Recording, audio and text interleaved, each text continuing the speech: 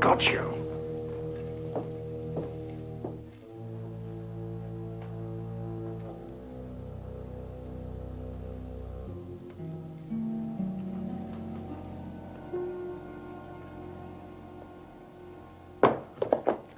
Now, look here.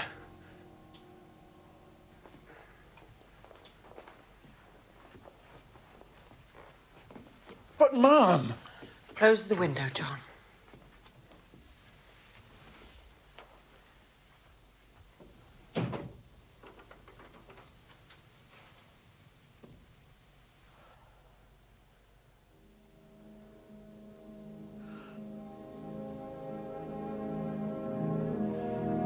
To Sherlock Holmes, she was always the woman, the beautiful Irena Adler, of dubious and questionable memory.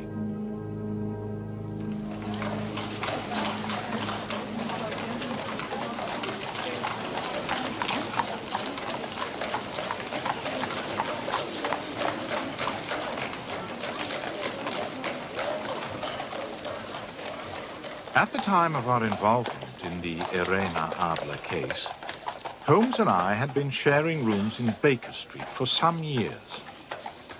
My practice had caused me to be absent in the country for several days. As usual, after leaving Holmes for any length of time, I returned filled with apprehension as to his mood.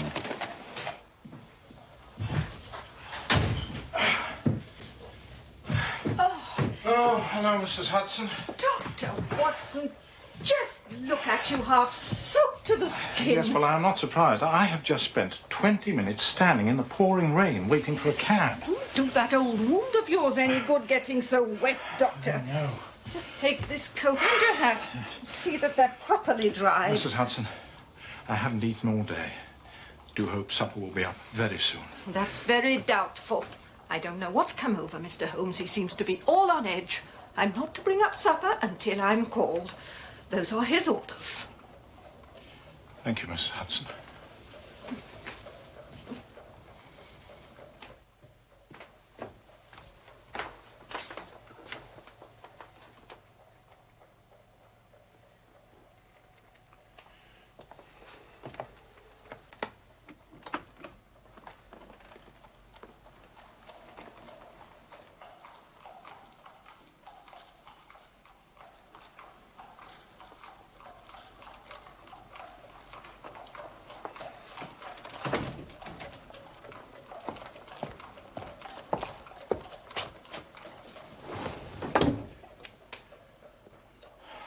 My dear Holmes.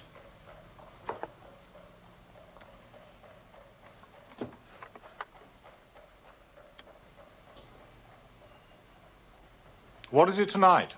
Morphine or cocaine?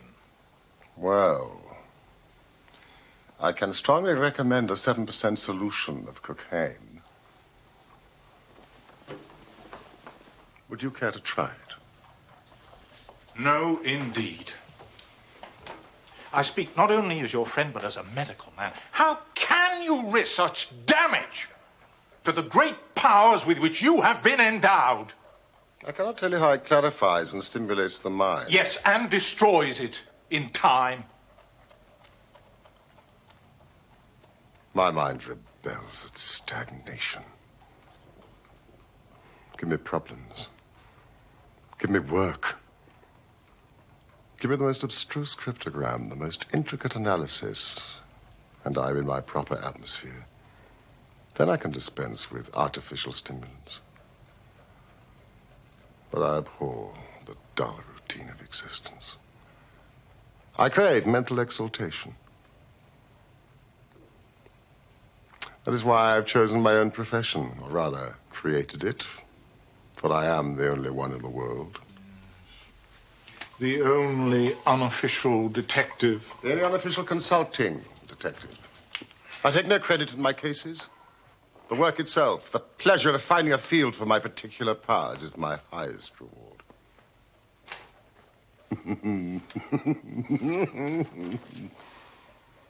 You can close that drawer. You have made the wrong diagnosis, Doctor. I have my stimulant here.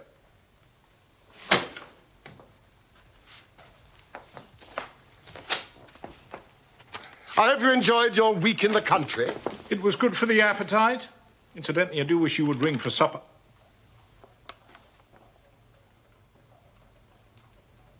What is this? Yes, I must get ready for my visitor. It came by the morning post.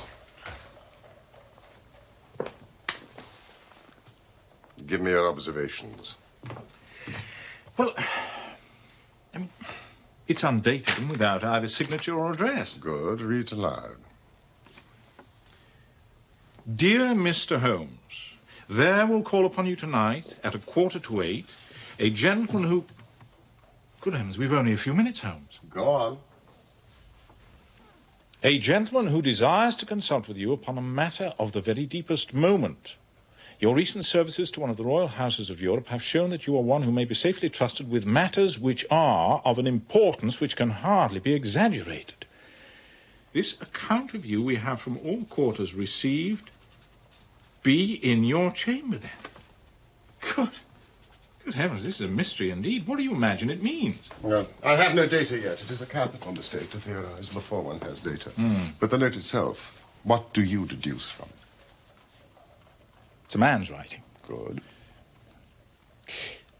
Presumably well-to-do. It's expensive paper, this. It's peculiarly strong and stiff. Peculiar, that is the very word. It is not English paper at all. Hold it up to the light. Ah. Large E, small g, large P and G with a small T woven into the texture. And that is? Maker's monogram. Excellent, Watson. Come along.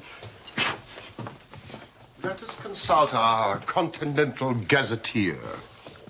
Your cigars. You see, I was not unmindful of your return. Oh. Would you care for some whiskey? Later, perhaps, when we've eaten. The monogram is an abbreviation for Papiergesellschaft, which is the German for paper company. And the E.G.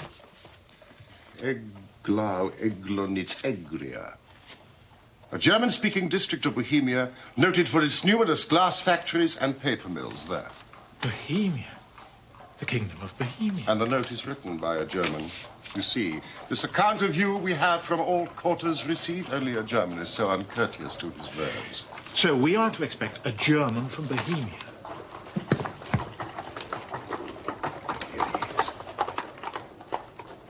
Drawn by a pair. A nice little broom.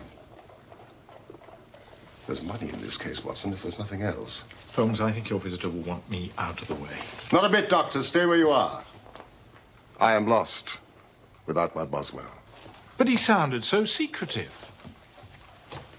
I may need your help, and so may he. Now stay in that armchair and give me your full attention. Here he comes.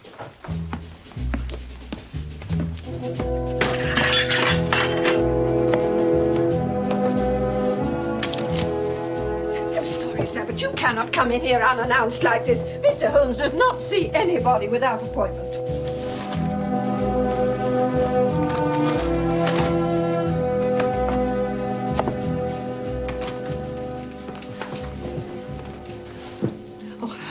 sorry, Mr. Holmes. There was nothing I could do. It's perfectly all right, Mrs. Hudson. If you would kindly leave us and close the door. Thank you.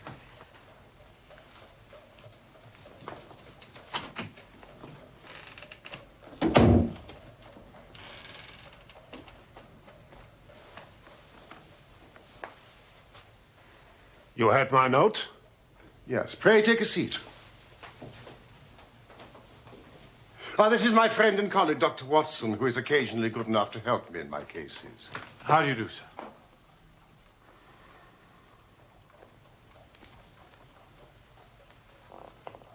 Whom do I have the honor to address? You may address me as the Count von Kram, a Bohemian nobleman. I should much prefer to communicate with you alone. No, it is both or none. You may say before this gentleman anything which you may wish to say to me. Very well, I take your word that he is a man of honor and discretion. But I must begin by binding you both to absolute secrecy for a period of 2 years. Indeed. At the end of that time, the matter will be of no importance. At present, it is of such weight that it may have an influence upon European history. I promise. And I. You will excuse this mask. The august person who employs me wishes his agent to be unknown to you. In fact, I may confess that the title I've given you is not exactly my own. I was aware of that.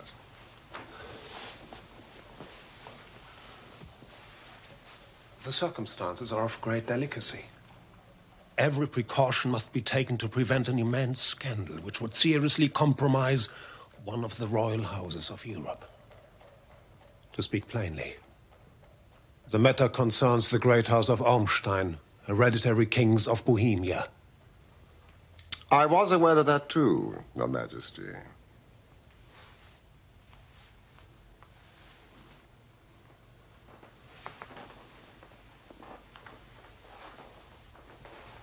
You are right.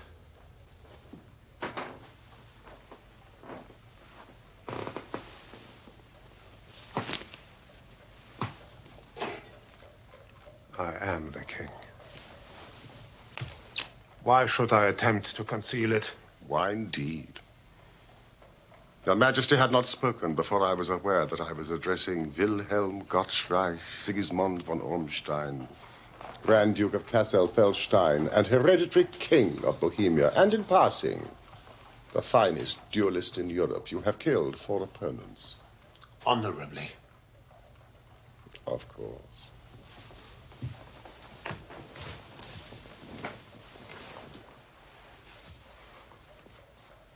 The facts are briefly these. Some 10 years ago, during a lengthy visit to Warsaw, I made the acquaintance of the well-known adventuress, Irene Adler. The name is no doubt familiar to you. Kindly look her up in my index, will you, Watson? So, I deduce that Your Majesty became entangled with this lady, wrote her some compromising letters, and is now desirous of getting them back. Precisely so. But how could you know that? Abineri, Italian General Staff.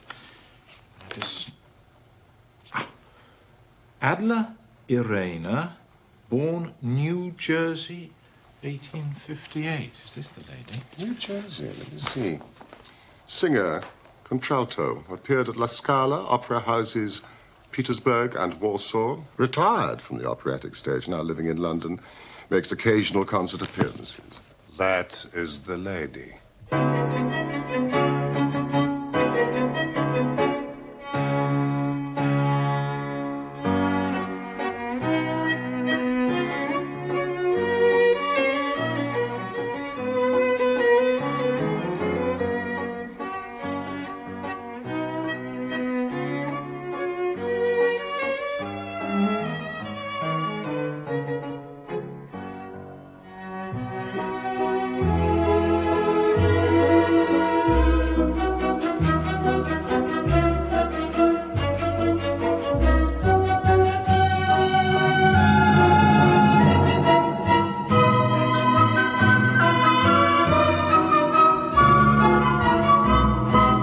Was there a secret marriage?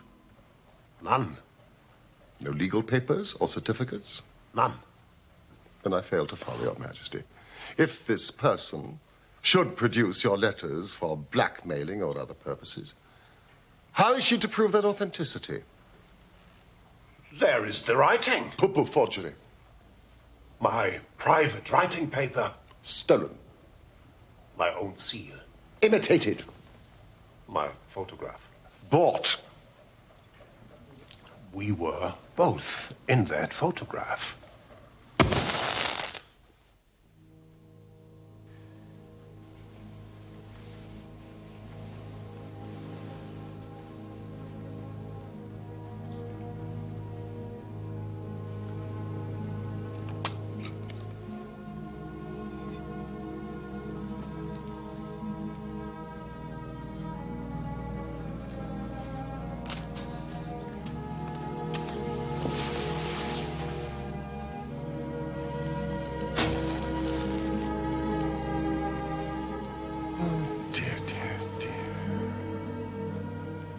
Yes, that is very bad. Her Majesty has certainly committed an indiscretion. She was beautiful, bewitching, clever, daring.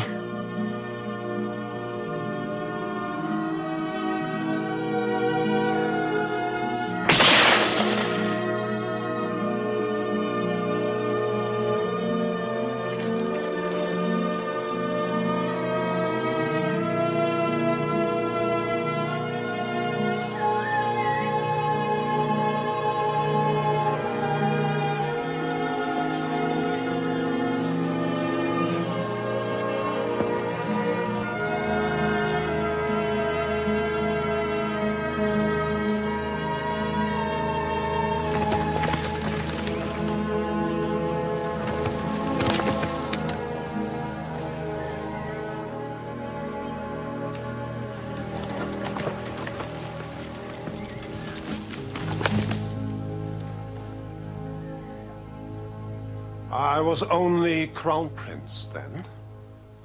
I was young. I am but 30 now. Of course, Your Majesty has attempted to recover the photograph. We have tried and failed. Then Your Majesty must pay. It must be bought. She will not sell. Stolen, then? 5 attempts have been made. Twice, burglars in my pay ransacked her house. Once we diverted her luggage when she traveled. Twice she has been waylaid. There has been no sign of it. Huh. You laugh. It is serious. Yes. Yes, it is. Very serious indeed. Well, what does she propose to do with this photograph, if not to extort money? To ruin me. Huh. I'm about to be married. So I've heard. To the Princess Clotilde Lothman von Saxe-Meiningen, second daughter to the King of Scandinavia. It is a brilliant match. Precisely. But you will know the strict principles of her family. She's herself the soul of delicacy. A shadow of doubt as to my conduct would bring the matter to an end.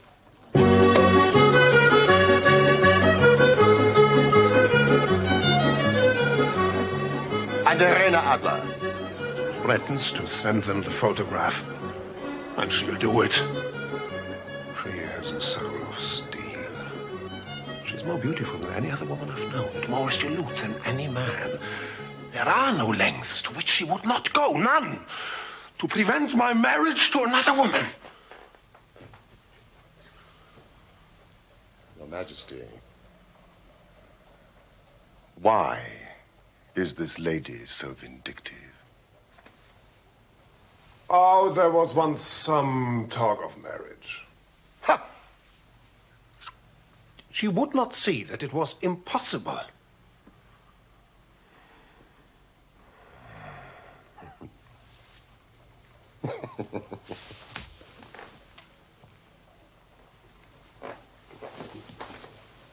You are sure that she has not sent the photograph yet?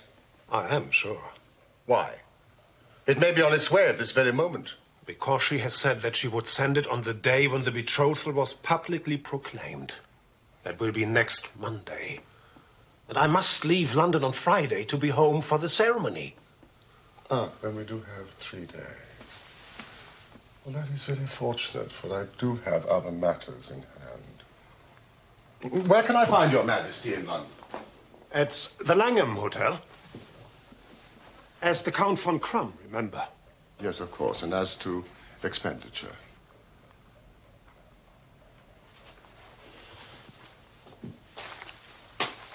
Here are £300 in gold and 700 in notes. And Miss Irena Adler's address. Good night, Your Majesty, and I trust we shall soon have good news for you.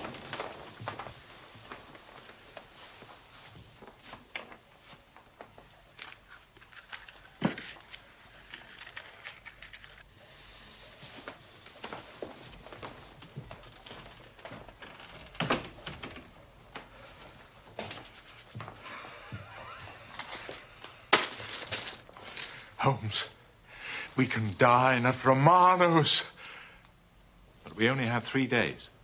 Till Friday. Oh, it must be settled by Friday. The composer Tchaikovsky is conducting his own works at the St. James's Hall. No, no, no. It must be settled by Friday. No. My dear Watson, I'd like to be alone. You are hungry. Yes. I'm sure Mrs. Hudson will bring you up a sandwich. Sandwich? We will not discuss this matter until tomorrow afternoon. Good night.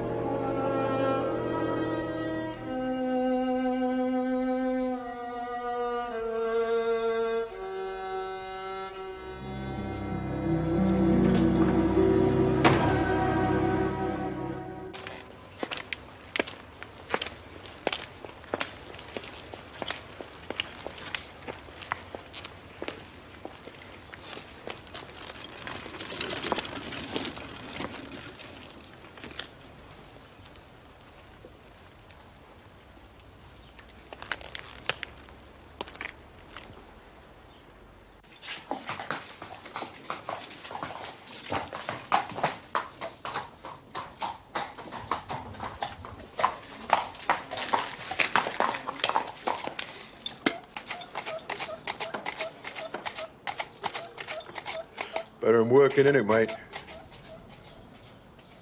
What is? Looking on. I'll change with you any time, Gov. Out of position, are you? 8 weeks. A mere first-class groom. Are you? Well, you could give me an hand if you like. I'd see you all right. Why not? Give her the price of the booze. I thought it was a booze. Strap the mare. Show us what you can do.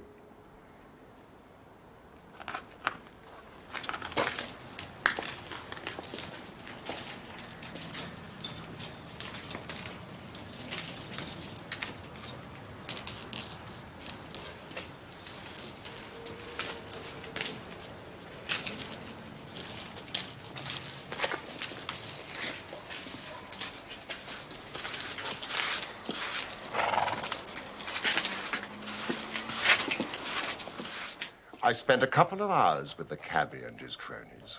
Miss Irena Adler has certainly turned all men's heads in those parts. She is the daintiest thing under a bonnet on this planet. So say the Serpentine News fraternity to a man. She lives quietly. Drives out at 5 in the evening, returns at 7, sharp, for dinner. Seldom goes out at other times, except when she sings. She has only one male visitor, but sees a good deal of him. He never calls less than once a day, and often twice. His name is a Mr. Godfrey Norton of the Inner Temple. You see the advantages of having a cabman as a confidant. Mr. Godfrey Norton is a lawyer. That is important. Ominous, perhaps. Why his repeated visits? Is she his client, friend, or mistress? If he is her lawyer, he might have the photograph in his strongbox. If I love her, he might not even know of it.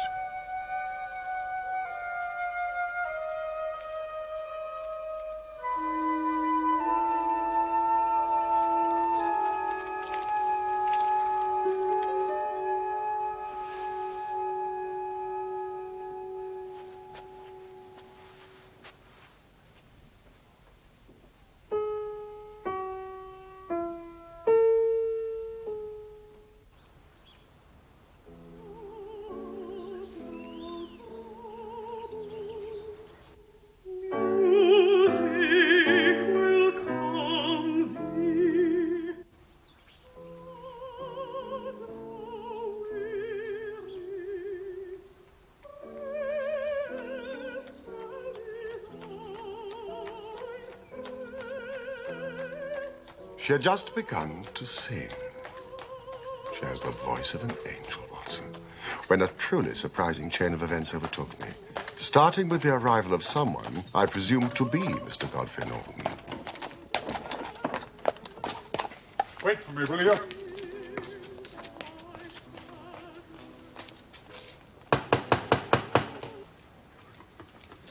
Fetch your mistress's carriage.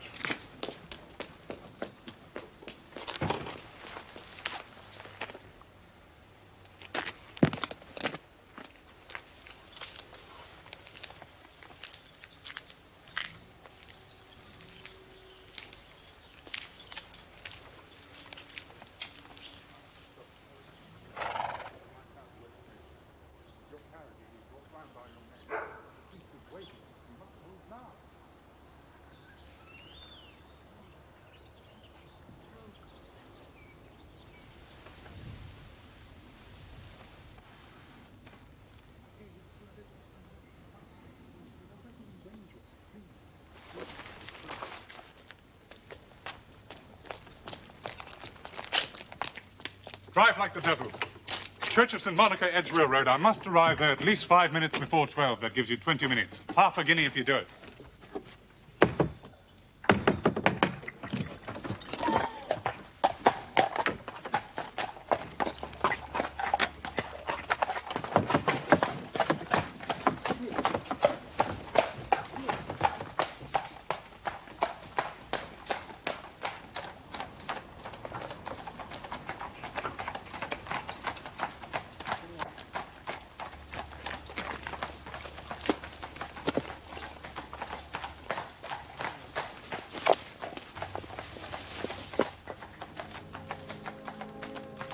She is a lovely woman, Watson, with a face that a man might die for.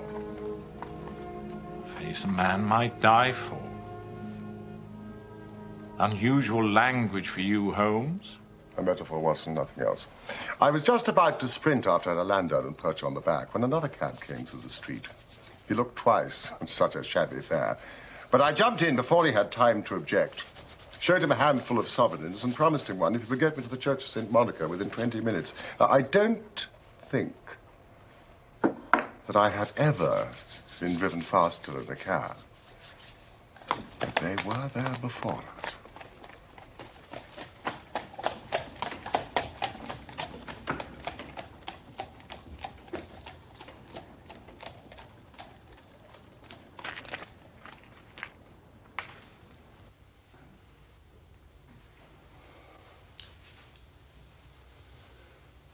I'm very sorry, Mr. Norton. For pity's sake, it's almost midday. The latest time allowed by law. I would have called in one of those confounded churchmen, but I saw no reason to let them know our business, and I sent them off for a drink. Oh, dear Lord. Godfrey.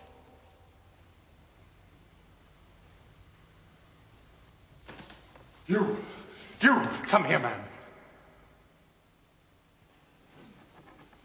Yes. I mean you. We've only a few minutes left, or it won't be legal. Come, man, come!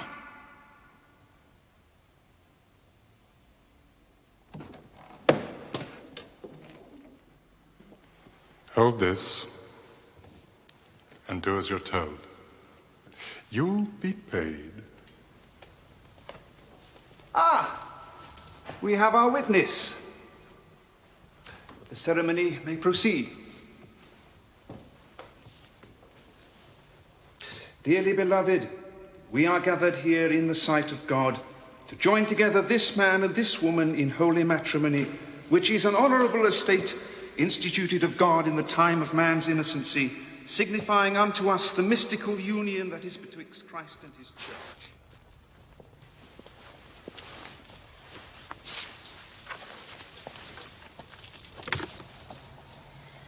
Irena. I allowed you to persuade me. Now you must allow me to persuade you. I shall see you tomorrow. At the very first moment. I love you.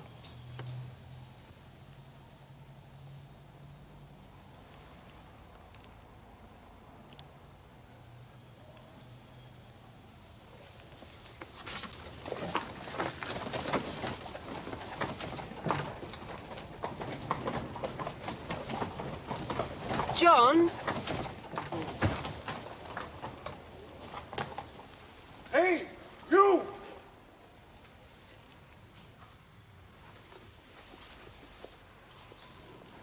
Come here, my man.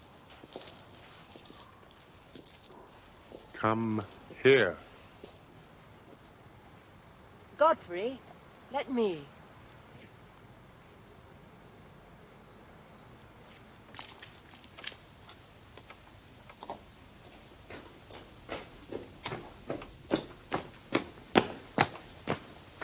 Sir, I want to thank you for being so miraculously present when we needed you.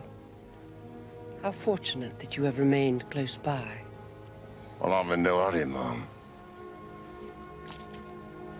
I hope you will accept this. I don't need no tip, Mom.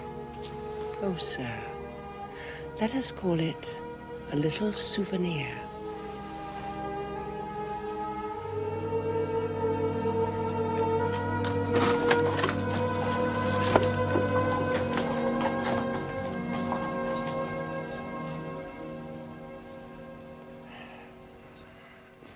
She gave me a sovereign. Here it is. What an extraordinary turn of events. I shall wear it on my watch chain in memory of the occasion. And what now? Well, during the ceremony, I thought my plans had been overthrown. If they had made an immediate departure, it would have necessitated the most prompt and energetic measures on my part. But he went back to the temple, and she went to her own home, thus giving us time to act. How? Doctor, I shall require all your courage and alertness. I should be delighted. You don't mind breaking the law? Not in the least. Nor running the chance of arrest? Not in a good cause. Oh, the cause is excellent. Well, then I am your man. Splendid.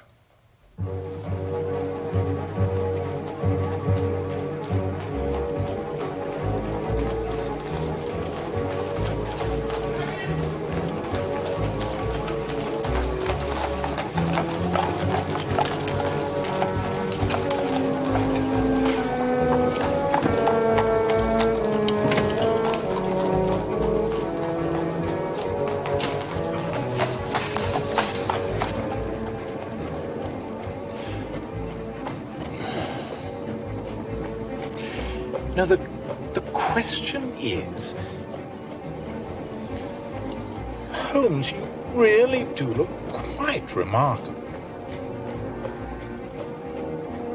No, the question is where to find the photograph. I mean, the house has twice been burgled. She was too clever for them. She is a remarkable woman. Well, they must have searched very thoroughly. They did not know how to look. And how will you look? I shall not look. What then? I will allow her to show me. But she refused. She will not be able to. We draw near the scene of action. We had better walk from here.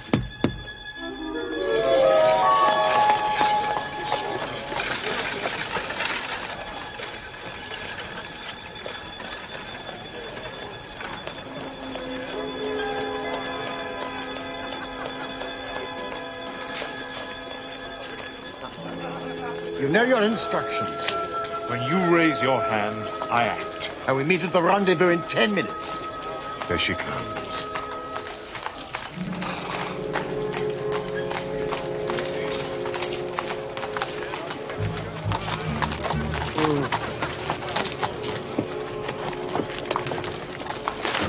Oh, no, you don't have it. I was here first. I opened the door, lady. You never know it was me. Clear off, you two.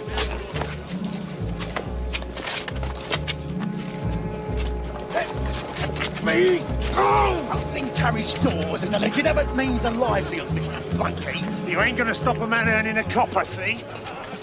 Pass. You there. Let go of my coachman. Take the bread from me mouth, would ya? I'll fill your mouth, chum.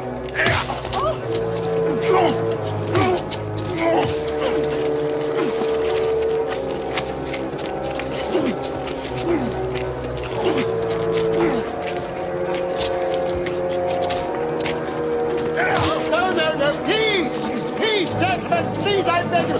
Peace! I beg of you, madam, I must protect you. So stop that, go, and you stop. Stand back. You see what you've done. He's dead. Scarper, mate, before the coppers come. He's still breathing, but he's taken a bad knock. I'm sorry, ma'am. You did your best, John. Is he badly hurt? It is only superficial, but he needs attention, quickly. He can't lie in the street. Bring him into the house.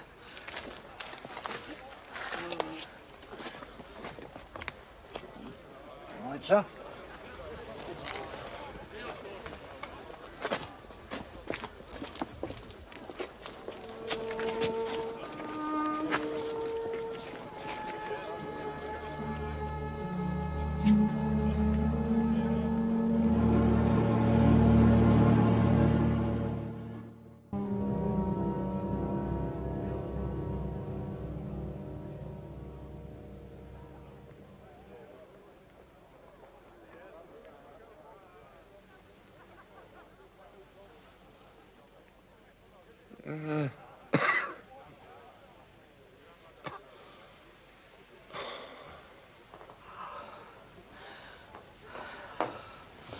Oh, you're conscious.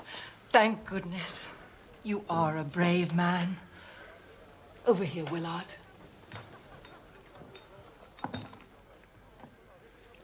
No, stand back. I shall look after my friend in need. Sir, will you look toward me? It is no sight for a lady. I have strong nerves, dear friend. No, I cannot permit. Thank you. A bandage. As you wish.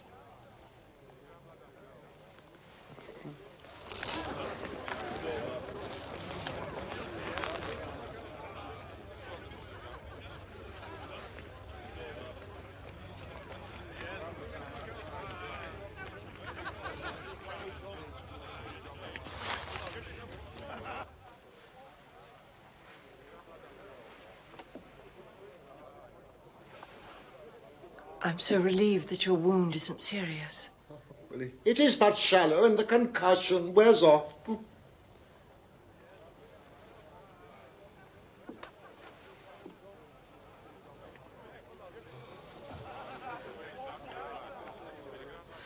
How extraordinary.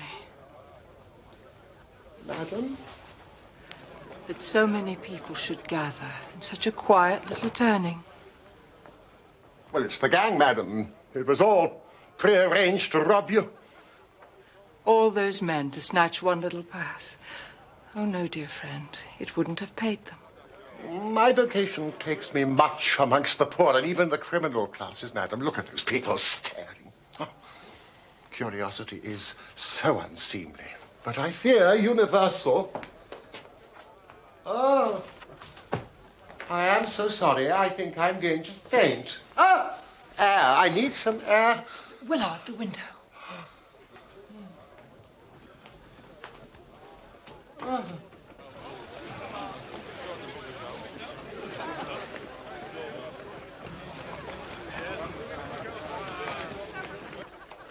Some drinking water. Are there any smelling salts?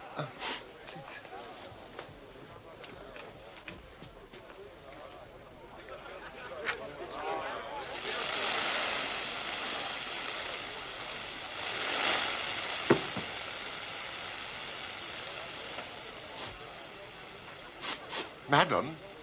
Madam, I think I can smell fire. What? Fire! Fire!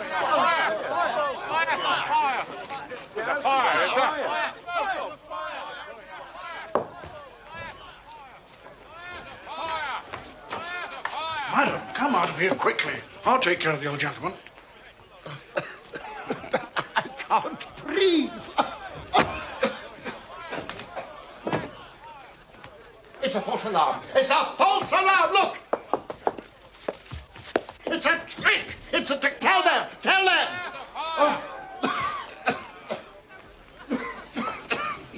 It's a false alarm. Do you hear? We do not need the fire engine.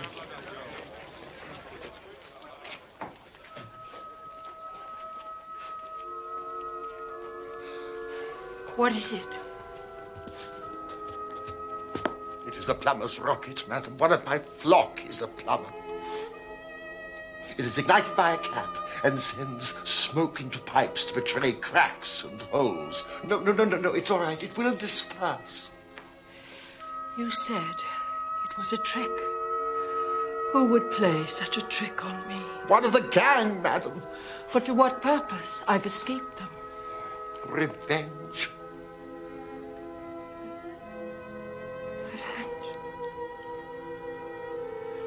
Are there such wicked people? There are people in this world, madam, to whom revenge is in itself a reward. I cannot imagine such feelings. I'm sure you cannot, madam. I am feeling more myself. I must be on my way. Oh, please stay. Some refreshment. Well, one of my flock expects me. Won't you let my carriage take you? Oh, no. The air will aid my recovery. At least your name, your address. That I may thank you adequately. Well, I am just a humble servant, madam, of the all-seeing Providence. Good night.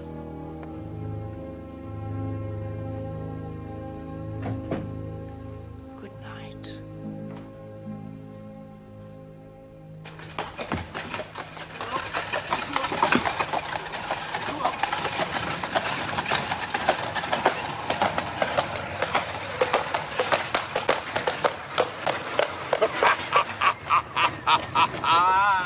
You did it very nicely, Doctor. You have the photograph? No, but I know what it is. How did you find out? She showed me, as I told you she would. The trouble is, it still remains in her possession. You may have lost your one chance, Holmes. No. I shall call early tomorrow morning. You'll call there? And as my own self. And with the king. The king? And with you, Watson. You must be a witness at the end of our quest.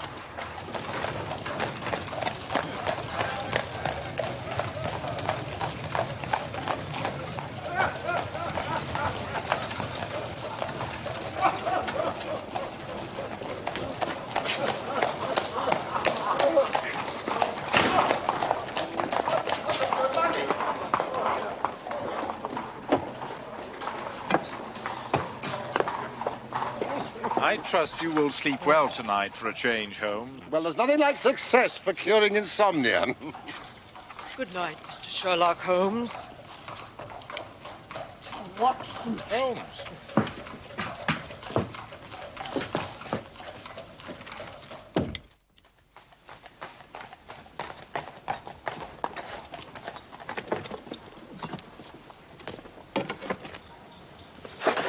But she could not love him. I'm in hopes that she does. Why? Because it would spare your majesty all fear of future annoyance. If she loves her husband, then she does not love your majesty. And if she does not love your majesty, why should she interfere with your majesty's marriage?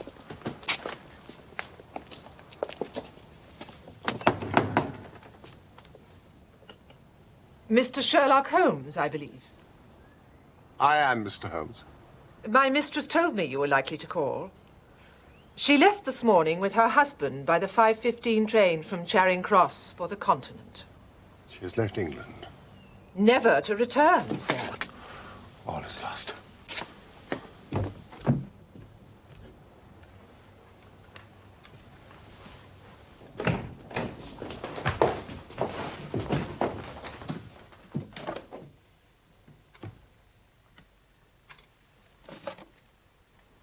Wir sind gerettet.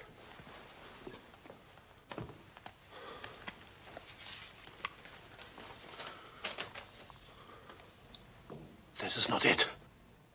Holmes. This is a different photograph.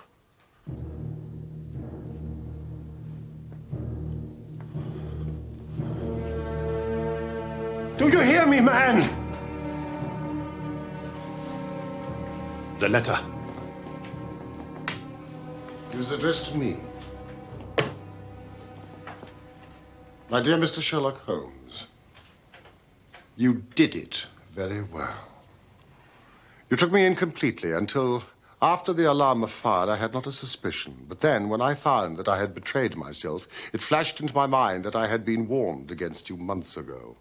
I had been told that if the king employed an agent, it would certainly be you. Yet, with all this, you made me reveal what you wanted to know. Even before, when the presence of so many people in the street had sounded an alarm in my instinct, I could not think evil of such a dear, kind old clergyman. But you know, I have been trained as an actress myself, and male costume is nothing new to me. Yes, it was I who followed you to your door, just to make sure that you really were the celebrated Mr. Sherlock Holmes. It was I who rather imprudently wished you good night. Then I started for the temple to see my new husband. We had married in secret in case we needed to leave the country to elude the king. Your appearance on the scene was the signal for flight. You are too formidable an antagonist.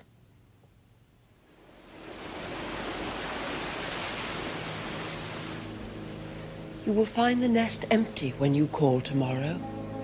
As to the photograph, your client may rest in peace.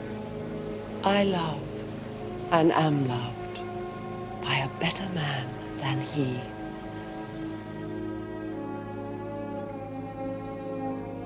The king may...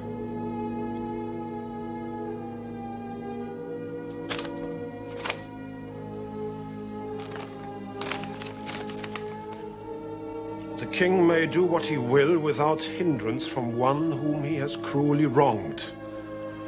I kept it only to safeguard myself and to preserve a weapon which will always secure me from any steps he may take.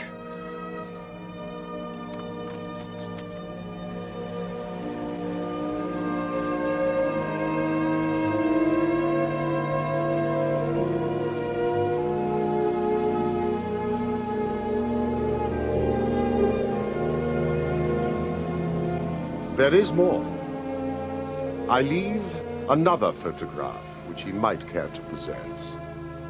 And I remain, dear Mr. Sherlock Holmes, very truly yours. Irena Norton, née Adler. What a woman. What a queen she would have made. Is it not a pity she was not on my level? From what I have seen of the lady, yes, indeed, she is on a very different level to your majesty. I am only so sorry that I have failed in my commission. On the contrary, my dear sir, nothing could be more successful. I know that her word is inviolate. The photograph is now as safe as if it were in the fire. Oh, I am glad that your majesty thinks so. I am immensely indebted to you. Pray, tell me in what way I can reward you. This ring.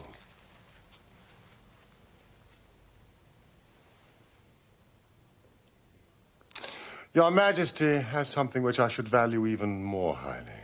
You have but to name it. This. Irene's photograph. Certainly, if you wish it. Then I have the honor to wish your majesty a very good morning.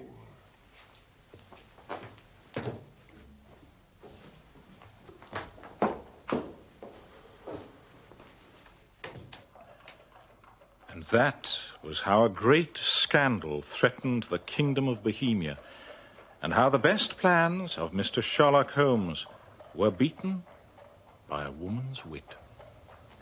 He used to sneer much at the cleverness of women, but I have not heard him do it of late.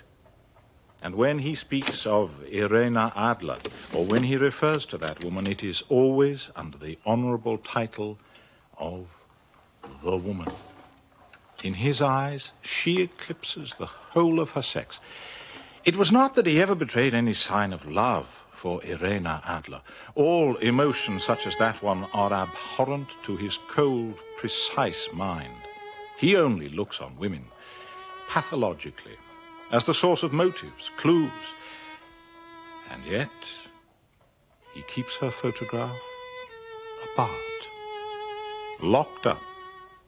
There is but one woman to him, the beautiful Irena Adler of dubious and questionable memory.